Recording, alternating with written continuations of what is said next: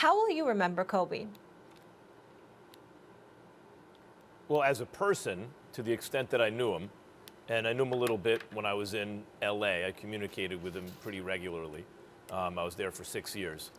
He was, the first thing I think is he loved his family. Like, he loved his family. And he was interested in trying to make the world a better place. And what struck me about him is he was intellectually curious. Kobe was extremely bright. You know, when I think of the smartest athletes I've ever been around, Kobe's name pops to mind. But he was just, forget about, you know, of the smartest athlete, he was just a very bright guy. And though he didn't have a ton of formal education because he went right from high school to the pros, he had a worldly education. And he was a pleasure to talk to and interesting to talk to. But Stephen A., the reason we're interested in Kobe Bryant, the reason we got to know him, is because he's one of the greatest basketball players who ever lived. And his position in the American and even worldwide sports landscape, I think, is this. In a world where everyone wanted to be like Mike, and I brought this up after his tragic passing, there's only one man who dared to try to do it.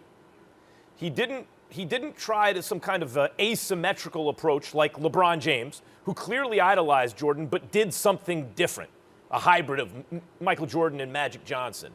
He wasn't a big like Shaq or someone like that, or he didn't try to do it some other way. He said, it seemed, when he looked at Jordan as a little kid, that's my spirit animal right there. I want to do that. I want to be a better version of that. Turned out to be the same size, same game, kind of dressed and talked similarly, and tried to do it better than Mike, even wore 24. He was the only guy in the whole world that wanted to be like Mike, who was basically playing one-on-one with Michael Jordan his entire career. Because Jordan set the standard, and Kobe said, I want to do that, and I want to do it by doing the same thing but better.